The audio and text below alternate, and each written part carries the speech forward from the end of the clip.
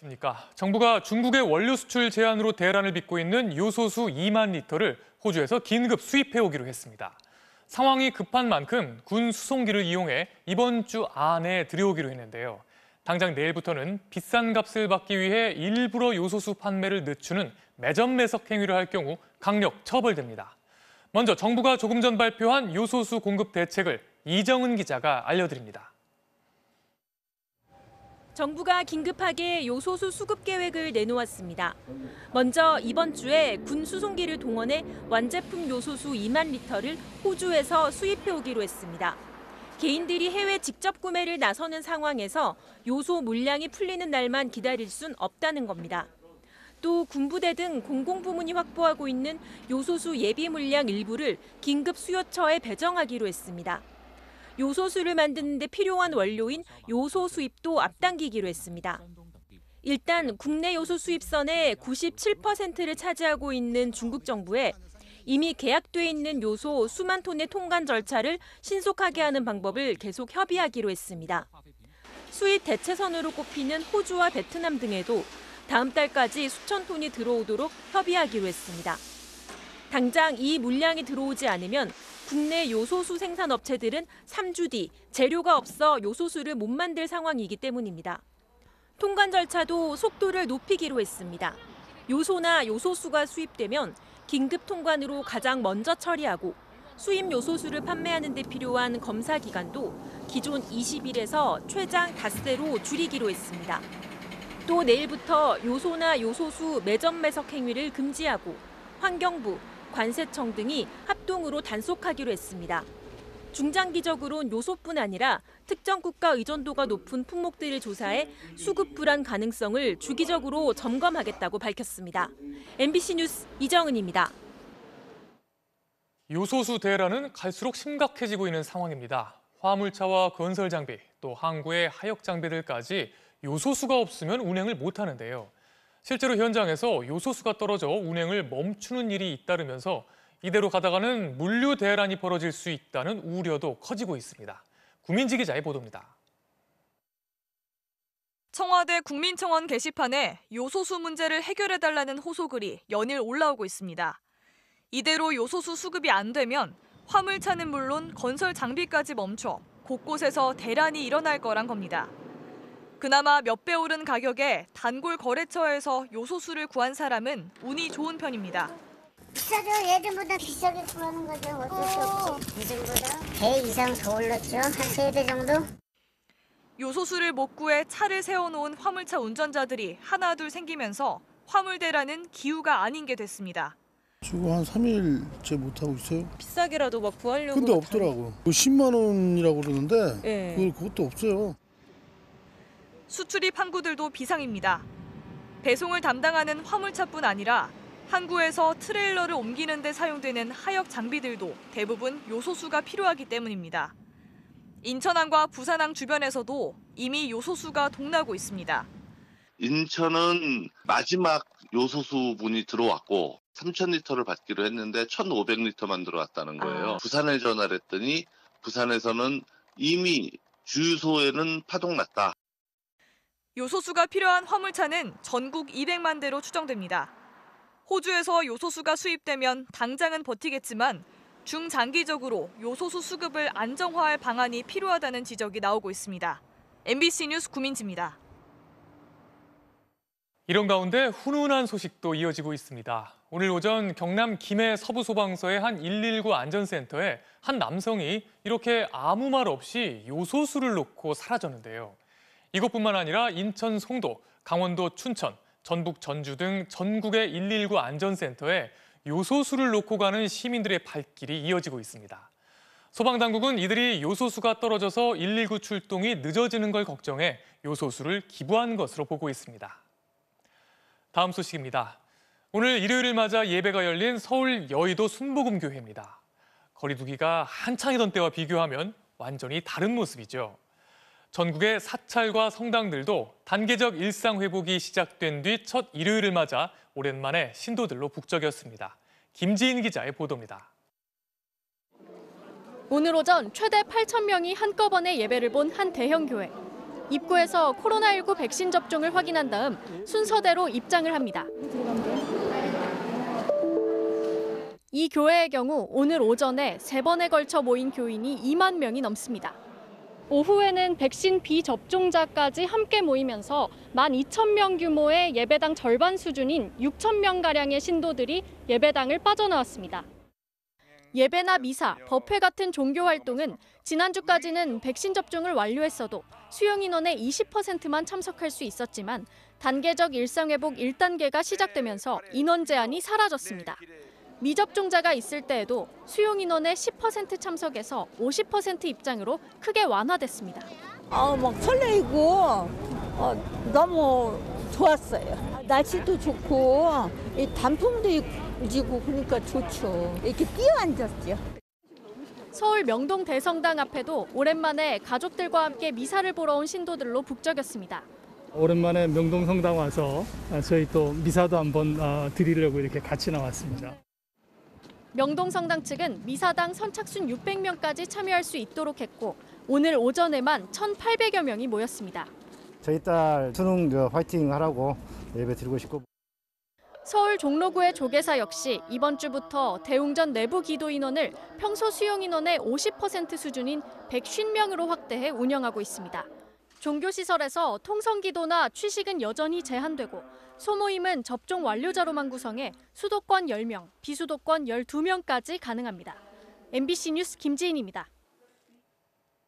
하지만 새 확진자 수는 불안합니다. 오늘도 2,000명을 넘기면서 일요일 발표 기준으로 역대 2번째로 많은 수를 기록했습니다.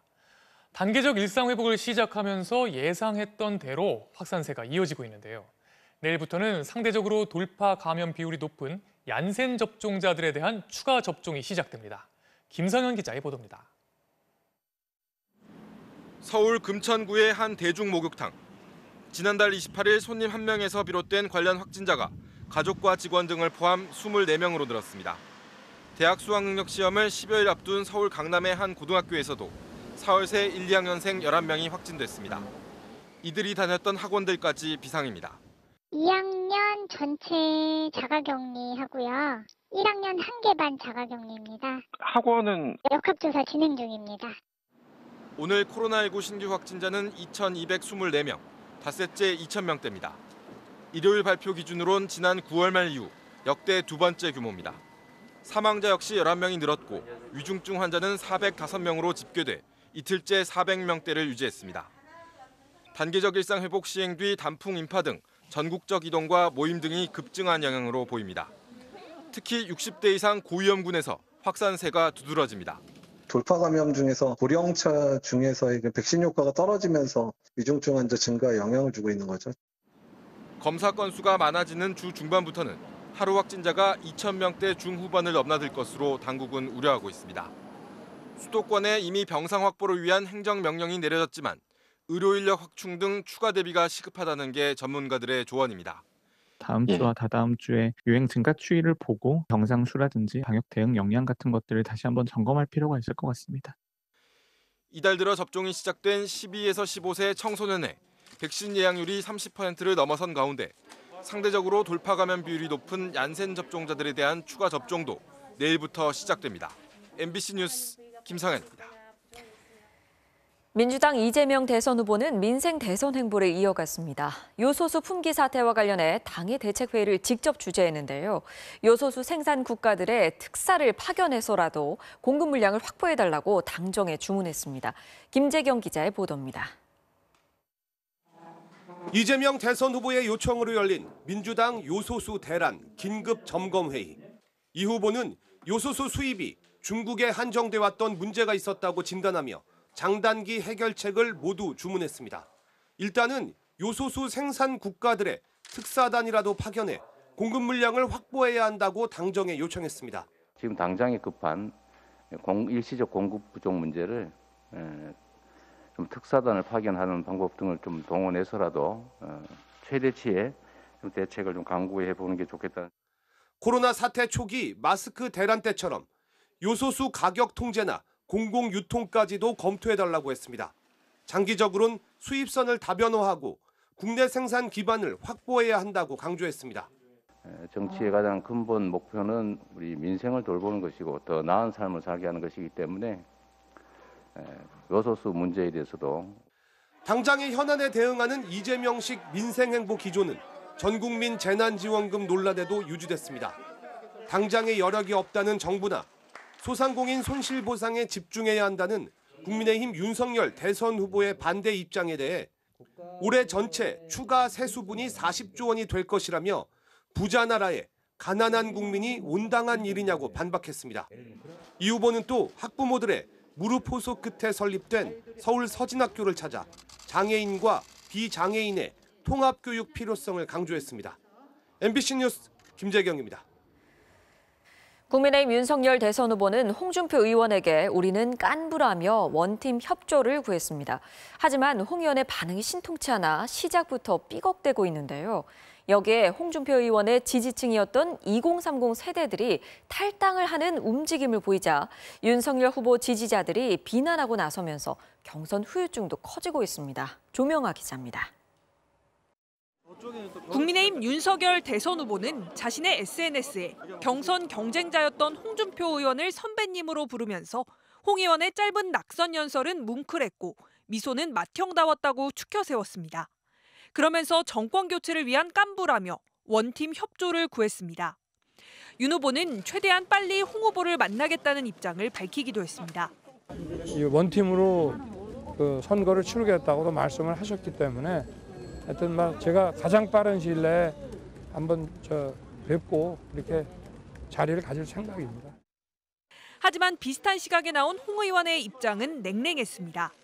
자신의 역할은 종료됐다면서 특히 사상 최초로 검찰이 주도하는 비리 의혹 대선에는 참여할 생각이 없다고 선을 그었습니다.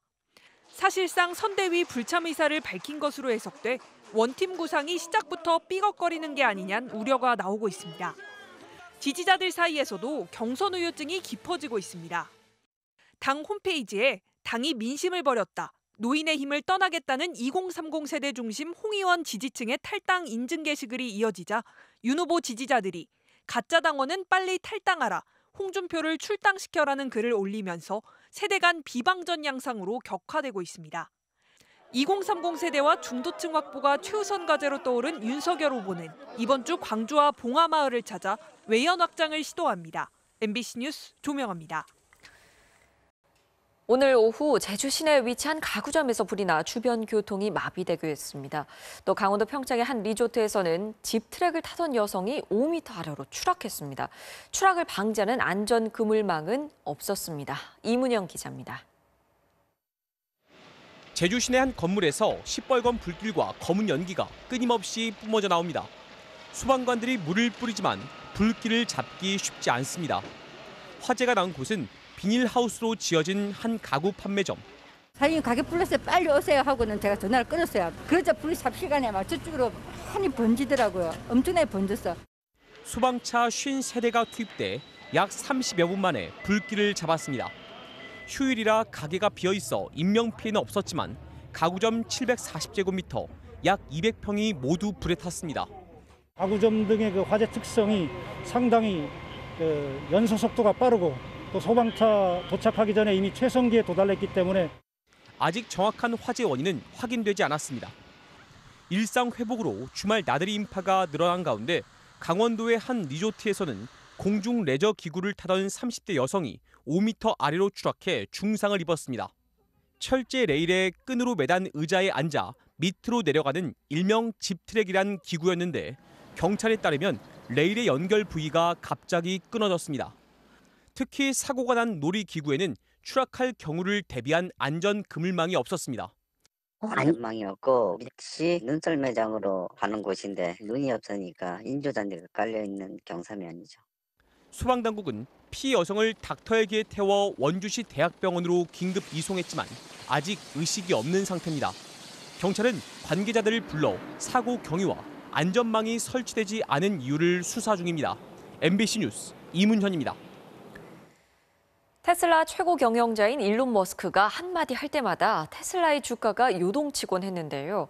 일론 머스크가 이번엔 트위터를 통해 자신이 보유한 테슬라 주식 10%를 매각할지 묻는 설문조사를 시작했습니다. 미국 의회의 억만장자 증세 움직임에 불만을 터뜨린 것으로 보이는데요. 설문조사 결과는 어떻게 나올까요? 신정현 기자입니다. 일론 머스크 테슬라 최고 경영자가 자신의 주식 매각을 네티즌들에게 물었습니다. 트위터에 최근 미실현 이익이 조세 회피 수단이 되고 있다는 것과 관련해 많은 논의가 있었다며 내 테슬라 주식 10%를 매각하는 방안을 제안한다고 적었습니다. 그러면서 찬반을 묻는 설문을 24시간 진행하고 어떤 결론이 나오든 따르겠다고 밝혔습니다. 설문을 올린 지 16시간 만에 270만 명 넘게 참여했는데 매각하라는 의견이 10%포인트 넘게 앞서고 있습니다. 머스크의 이번 돌출 행동은 미국 의회가 최고 부자를 겨냥해 주식과 채권 등 자산에 세금을 매기는 억만장자세를 논의하는 과정에서 나왔습니다. 순자산만 401조 원, 세계 1위 부자인 머스크는 자신이 억만장자세의 주요 표적이 된 것에 불만을 드러내왔습니다. 머스크는 앞서 세계 식량 계획과도 기부금 출연을 둘러싸고 신경전을 벌였습니다. $6 billion to help 42 million people that are literally going to die if we don't reach them. Just last week, Elon Musk had a $6 billion net worth increase one day. 이 요청에 머스크는 구체적으로 어떻게 60억 달러로 세계 기아 문제를 해결할지 설명하면 당장 테슬라 주식을 팔겠다고 맞받아쳤습니다. 머스크는 지난 6월 말 기준 테슬라 전체 주식의 17%를 보유하고 있습니다. 이번 설문 결과에 따라 10%를 팔면 210억 달러, 우리 돈 약 25조 원을 손에 쥐게 되는데 그 과정에서 테슬라 주가는 요동칠 것으로 예상됩니다. MBC 뉴스 신정연입니다. 범죄의 객관적 혐의가 충분한데 피의자나 참고인이 어디에 있는지 찾을 수 없어 수사를 중지하는 것을 기소 중지라고 합니다. 이런 기소 중지 사건이 한 해 동안 전국에서 20만 건을 훌쩍 넘고 있습니다. 거기다 기소 중지자들에 대한 검거율도 해마다 떨어지고 있어서 범죄 피해자들의 불안감이 커지고 있습니다. 이상훈 기자가 취재했습니다. 2013년 2월 아파트 주차장을 나오는 52살 박모 씨 뒤로 두 남성이 뒤쫓아갑니다. 손에는 둔기를 들었습니다. 잠시 뒤 두 남성은 아파트 계단에서부터 박 씨를 사정없이 폭행합니다. 앞서 이들은 박 씨의 차량을 들이받기도 하고 길 가던 박 씨를 치어 중상을 입히기도 했습니다. 제가 그 사람을 친구 같아가지고. 하지만 범행을 계획한 핵심 피의자 48살 김모 씨는 검찰 수사 단계에서 보석금을 내고 풀려난 뒤 8년이나 도주 중입니다. 피해자 박 씨는 두려움에 가족과 떨어져 살고 있습니다. 몸이 아프면서 정신적인 스트레스, 그다음에 재산상 피해. 그리고 아직까지 가족들하고 같이 있지를 못한다. 그런데 피의자 김 씨는 도망 다니면서도 경남 거제와 경북 김천 등에서 가명으로 부동산 사기 범행을 저질러 온 것으로 알려졌습니다. 초기 자금 투자를 해달라고 해가지고 투자를 하게 됐어요. 처음에 3천만 원 입금하고 뒤에 추가로 또 2천만 원 달라고 2천만 원 더 해줬어요. 이처럼 소재를 파악하지 못해 기소가 중지된 피의자만 전국 검찰청에서 해마다 20만 명을 훌쩍 넘습니다. 더욱이 기소 중지 중에 공소시효까지 끝나 아예 처벌조차 받지 않은 범죄자는 2017년까지 해마다 수천 명씩 발생했고 법무부는 2018년부터는 아예 관련 집계조차 내지 않는 것으로 확인됐습니다. 이 기소 중지자들이 만약에 신병이 확보되지 않은 상태에서 활보하고 있다면 피해자들이 겪는 고통은 더욱 가중될 것 같습니다. 특히 피해자에 대한 보복 우려라든지.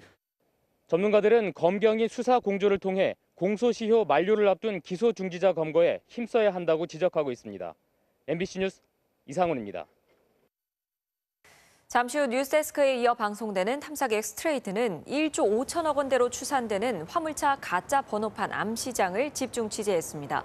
번호판 하나를 여러 개로 증식시키는 가짜 번호판 업자들의 수법을 파헤치고 이 업자들에게 피해를 입은 운송업자를 오히려 등친 전직 검사를 고발합니다.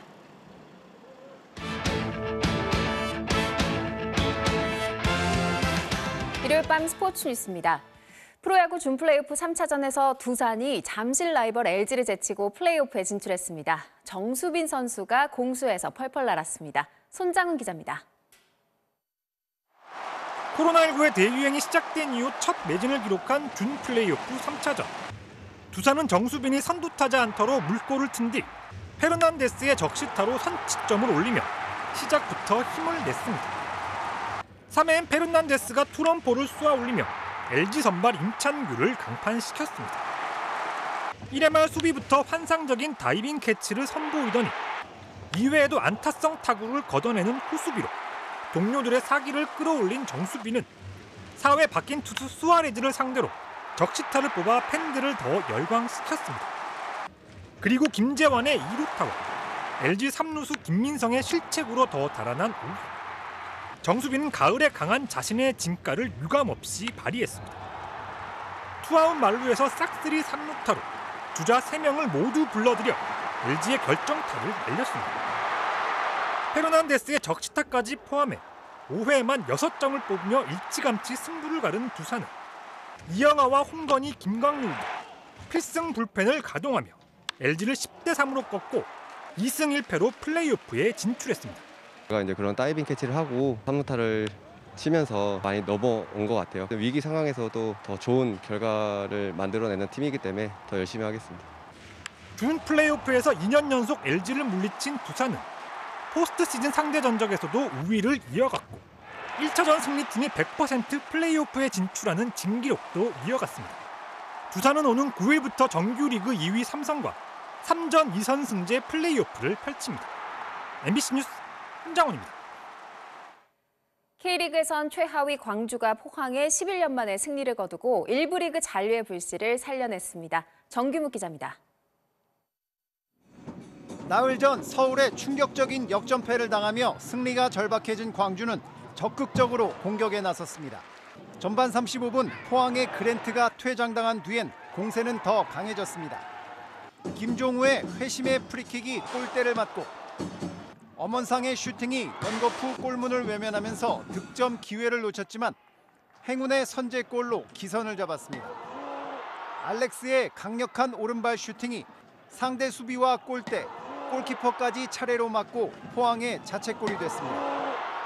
후반 2분엔 헤이스의 중거리 슛이 골문 구석에 꽂히는 원더골이 터지면서 한 발 더 달아났습니다. 광주는 포항 강상우에게 한 골을 허용하며 쫓겼지만 결국 한 골차를 지켜내면서 포항에 11년 만에 승리를 거뒀습니다.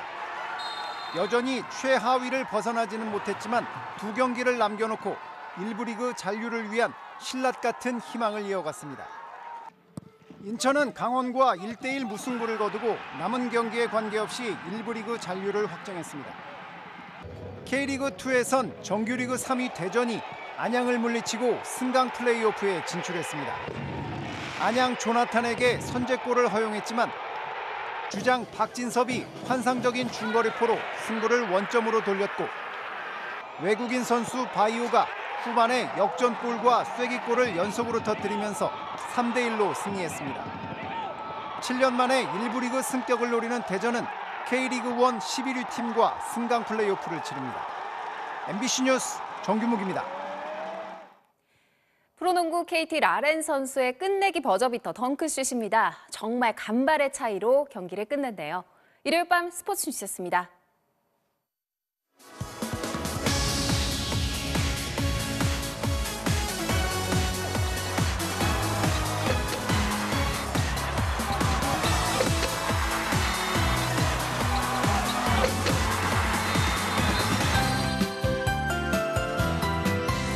입동이라고 하기엔 낙엽길 사이로 스며드는 햇살이 참 따스했죠. 하지만 내일부턴 날씨가 돌변하겠습니다.